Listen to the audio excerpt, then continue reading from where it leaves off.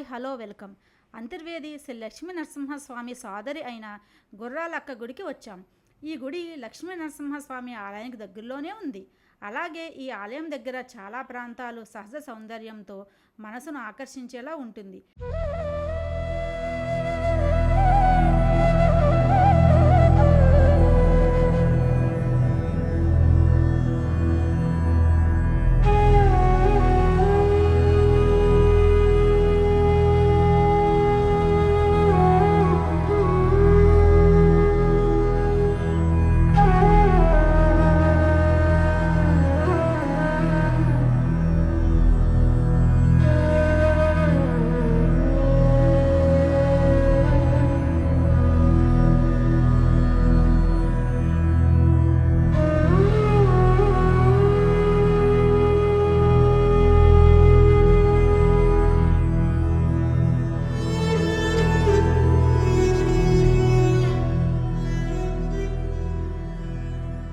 ఇప్పుడు ఈ గుడి యొక్క ప్రాముఖ్యత గురించి పూజారి గారి మాటలోనే తెలుసుకుందాం రండి.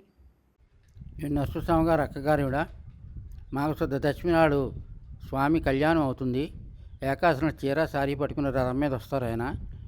ఏటా పెళ్ళి అని చెప్పి మూతి తిప్పుకున్నారు ఇవిడ. కోప్పడకు అంతర్వేది వచ్చిన వ్యక్తిని ఎక్కడికి పంపిస్తానని చెప్పాడు ఆయన.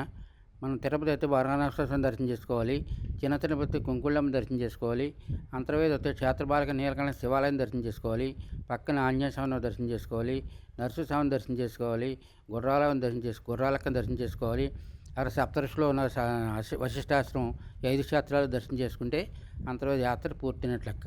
రక్త సులోచన రాక్షసుడు యుద్ధం చేసినప్పుడు తన రక్త బిందువులు భూమి మీద పడితే ఎన్ని ఇసుక రేణువులు తడుస్తాయో అంతమంది నా వంశం వర్ధిల్లాలని చెప్పి వరం పొందాట. అప్పుడు రాక్షస సంహారం ఎలా జరుగుతుందని చెప్పి అంటే వశిష్ఠుల వారు నరసింహస్వామికి మాయాశక్తి గుర్రాలకు ఉంటుంది, ఆవిడని తెచ్చుకుంటే అటు భూమి రణరంగంలోకి వచ్చి 4 చాచేసి రక్తం అంతా పీల్చేస్తుందని చెప్తే ఆవిడని రిక్వెస్ట్ చేస్తే ఈవిడ గుర్రం మీద వచ్చారట. అందుకని గుర్రాలక్క అని పేరు వచ్చింది. ఈవిడ గుర్రం మీదే ఉంటుంది ఈవిడ. అందుచేత యుద్ధ రంగంలోకి వచ్చి 4 చాచేసి రక్తం అంతా పీల్చేసిన తర్వాత అప్పుడు రాక్షస సంహారం జరిగింది. అప్పుడు రాక్షస తర్వాత ఈ రక్తం అంతా కూడా పానం చేసినందువల్ల ఎర్ర కాలువ కింద ఒక కాలువ కింద ఏర్పడింది. పూర్వం ఎర్ర కాలువ, నెత్తురు కాలువ, రక్త తులినది అని అనేవారు. ఇక్కడ వెలిసారు ఈవిడ. అప్పటి నుంచి కూడా ఇక్కడ గుడి కట్టి అక్కడి నుంచి ధూపదీప నైవేద్యాలు, మన దసరాల్లో కుంకుమ పూజలు ఇవన్నీ కూడా జరుగుతూ ఉంటాయి స్వామికి, అమ్మవారికి. ఆ స్వామి కళ్యాణం రోజుల్లో 10 రోజులు కూడా ఇక్కడ కూడా తీర్థం కూడా జరుగుతుంది. ఆవిడ మహాకాళి, మహాలక్ష్మి, మహాసతి 3 అవతారాలు ఉండే అమ్మవారి కూడా. అందుచేత తప్పనిసరిగా ఈవిని కూడా దర్శనం చేసుకుంటే కోరికలు తీరుతాయి.